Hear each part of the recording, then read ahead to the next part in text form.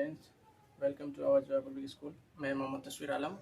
मैं एक नई टॉपिक को लेकर आया हूं जिसका नाम है हिंदी व्याकरण। आज हिंदी व्याकरण हम लोग पढ़ेंगे और हिंदी व्याकरण में चर्चा करेंगे कि हिंदी व्याकरण किसे कहते हैं, व्याकरण किसे कहते हैं, भाषा किसे कहते हैं। इन सारी चीज़ों को आज हम लोग पढ़ने वाले हैं। ठीक है, तो देखते हैं कि व्याकरण किसे कहा जाता है।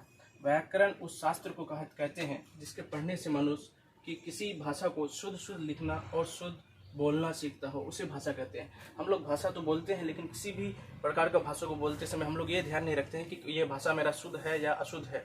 कभी किसी वर्ड को बोलने में हम लोगों की मिस्टेक हो जाती है। तो उसी चीज़ को क्लियर करने के लिए हम लोग व्याकरण को पढ़ना बहुत ज़रूरी है। किसी भी भाषा को बोलने के लिए, चाहे इंग्लिश भाषा बोलिए या आप उर्दू बोलिए या हिंदी बोलिए, किसी भी भाषा को बोलिएगा तो सबसे पहले आपको उसका ग्रामर पर्सन जिसको कहते हैं हम लोग व्याकरण, उसको पढ़ना बहुत ज़रूरी है। तो हम लोग आज बात करेंगे उसी चीज़ को। व्याकरण हम लोग समझ रहे हैं। देखिए, व्याकरण के 3 प्रकार होते हैं। एक होता है सबसे पहले वर्ण विचार और शब्द विचार और वाक्य विचार। ये वर्ण विचार, शब्द विचार, वाक्य विचार जो है ये किसी मनुष्य के विचार को व्यक्त करता है, बताता है। तो उसी तरह हम लोग बात कर रहे हैं भाषा। भाषा किसे कहते हैं, सबसे पहले सीखते हैं भाषा क्या होता है, किसे कहा जाता है और किसको कैसे जो है बोलना चाहिए।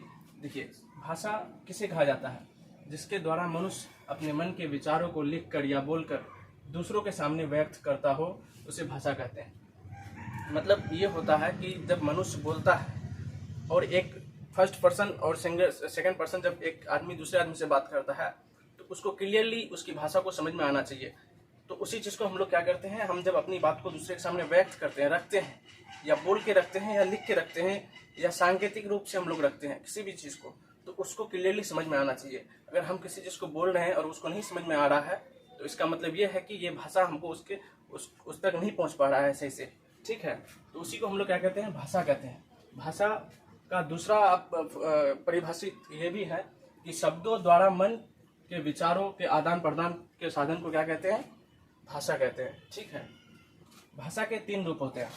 कितने रूप होते हैं, भाषा के 3 रूप होते हैं। एक होता है मौखिक।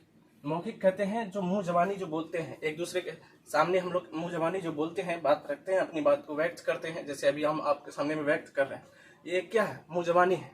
और इसी चीज़ को हम यहाँ लिख करके जो बताएंगे, इसी को कहा जाता है लिखित भाषा। तो हम एक होता है मौखिक, जिसको हम लोग मुंह एक दूसरे के आपस में बात जो करते हैं, और इसी आपस के बातों को हम लोग क्या कहते हैं, मौखिक भाषा कहते हैं। और एक होता है लिखित, जिसको हम लोग लिख करके किसी के सामने में व्यक्त करते हैं, अपने विचारों को, अपने मन के भाव को किसी के सामने में रख करके बोलना, इसी को क्या कहा जाता है, लिखित भाषा कहा जाता है। एक होता है सांकेतिक भाषा, और सांकेतिक भाषा उसे कहते हैं जिसको हम लोग संकेत से बता सकते हैं कि ये क्या कहना चाहता है। किसी चीज़ को हम लोग समझते हैं, जैसे कोई एक गूंगा होता है, वो प्रॉपर बोल नहीं पाता है, वो अगर पढ़ा लिखा भी नहीं है, वो किसी चीज़ को बताना चाहता है, इशारा करता है, तो हम लोग उसकी सांकेतिक भाषा को समझते हैं। वो कैसे इशारा करता है, उस चीज़ को समझते हैं, वो क्या बोलना चाहता है उस चीज़ को समझते हैं। उसके बाद हम लोग उसे ही क्या कहते हैं, सांकेतिक भाषा कहते हैं। तो दोस्तों, ये रहा हमारा आज कुछ छोटा सा टॉपिक, व्याकरण, भाषा, और कल बात करेंगे वर्ण विचार, शब्द विचार और वाक्य विचार के बारे में। तो जुड़े रहिए हमारे साथ और हमारा सपोर्ट कीजिए, और इसको ज़्यादा से ज़्यादा शेयर कीजिए, लाइक कीजिए, कमेंट कीजिए। Thank you so much.